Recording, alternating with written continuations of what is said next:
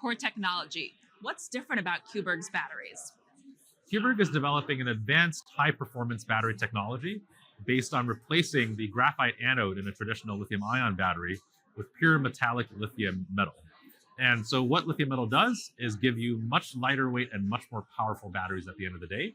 Lithium-ion batteries today are in the 250 to 270 watt hours per kilogram range. That's how much energy they store per kilogram of weight.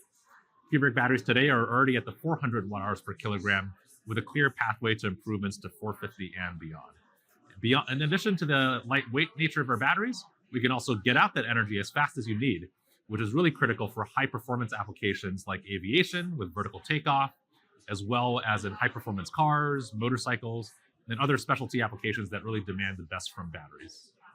So I saw that recently you made headlines by joining forces with Safran to develop batteries for aviation. Are these just for vertical takeoff and landing applications, or could it also be for jet planes, say? Our partnership with Safran is quite exciting because we have very complementary capabilities, with Safran bringing both electric motor technology in the aviation world, as well as the ability of an aerospace incumbent like Safran that has expertise in certification and service and other company capabilities. And Cuberg really brings the highly advanced battery technology, which ultimately is the game changer in terms of advancing electric aviation. We are looking at markets beyond vertical takeoff and looking at also small turboprop aircraft, both fully as well as hybrid electric platforms that can really leverage the efficiencies of batteries and Safran motors to electrify, let's say, small to medium-sized passenger and commuter aircraft. And applying these technologies, does it require a technological step change, or could you simply drop one of these batteries into an existing technology and have it go? In aviation, the batteries tend to be designed to be fit for purpose. And so there isn't a standardized battery, for example, in the aviation industry you can design to. And so we have what is called our battery platform strategy, where we have modular building blocks of batteries that are standardized and can be used for different customers. But then we assemble them and lay them out in different ways to configure to different customers' aircraft requirements. It is the case that most airframers are designing their aircraft for upgradability in mind, knowing that batteries are improving quickly and people want to move beyond existing lithium-ion batteries. And so we do see a clear upgrade pathway for most airframes out there with our batteries. And are these aircraft, do they tend to be narrow body aircraft, or could you ultimately use your battery technology in, say, a 747?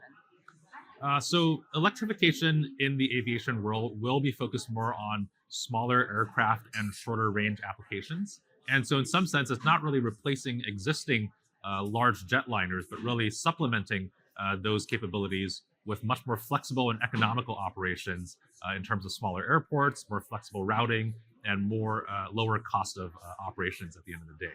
I think if you look at battery applications and much larger platforms, a lot of people are looking at hybridization in various forms on larger airframes. And so in a hybrid setup, whether it's hybridized with kerosene fuel for combustion or with hydrogen, either for combustion or in a fuel cell, you will still need a very powerful battery to be the electric side of that hybrid equation. And so there is an opportunity for batteries even in much larger aircraft in that hybrid role, but it's not going to then be the main energy storage source because of still weight limitations of batteries ultimately.